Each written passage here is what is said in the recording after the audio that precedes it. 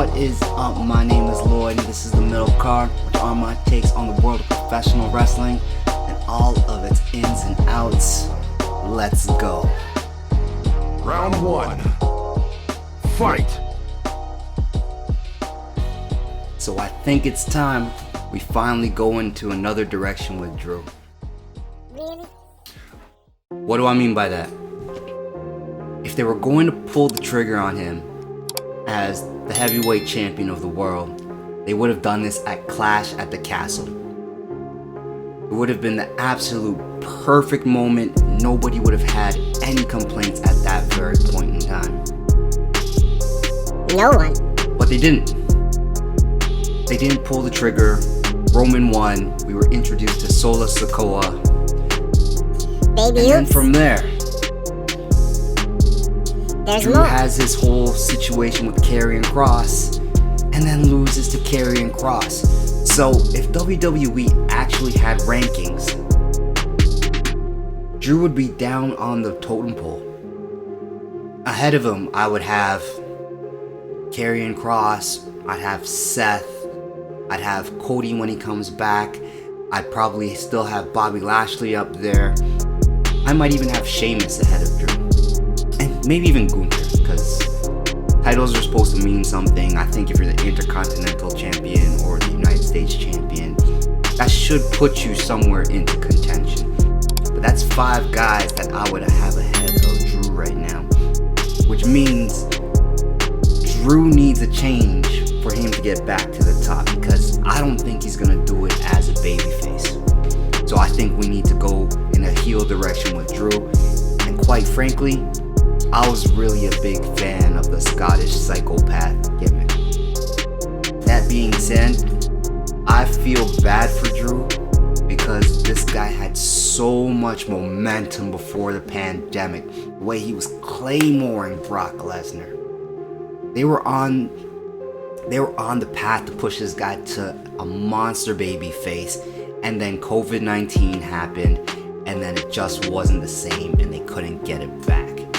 Damn, it's 2 years of top guy Drew that wasn't ever realized, because he could have been a mega star at that very point in time.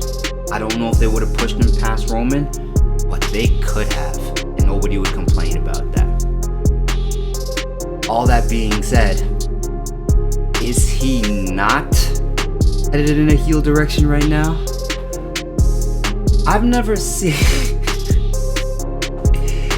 Karrion Kross gets into a car accident. Karrion Kross is there, he's injured, he's holding himself, and Drew McIntyre comes and starts beating on a man that was injured. Injured in a car accident. It's one thing if he did it. No, this was an accident, and then Drew comes out and just starts kicking the man while he's down. Even Samoa Joe, while he did not like Roman Reigns, when Roman got into that car accident, or I think it was Eric Rowan, ran into him or whatever, even Samoa Joe was like, call for help.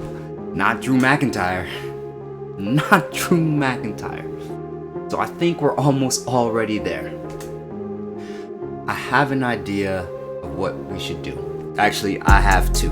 One I'll get into on this video. Plot twist. The most obvious route to go would be have Drew in line for the Intercontinental Championship, but to do that, he has to go through a number 1 contenders match with Sheamus. As of recent history, Drew has had the upper hand on Sheamus as far as victories. Have Sheamus win the match because everybody's a fan of Sheamus versus Gunther.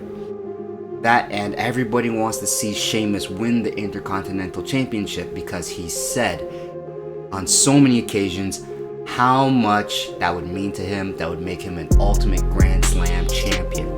I love it. I love that story. Let's get there somehow. Somehow we have to get there. Only do that if you're finally going to put the title on Sheamus. Otherwise, we don't need a Gunther Sheamus 3.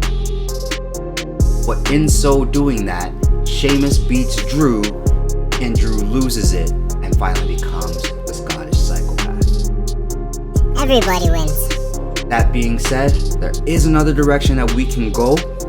I'm gonna get into it on the next video, but definitely, Drew needs a change, and I think bringing back the Scottish Psychopath is it.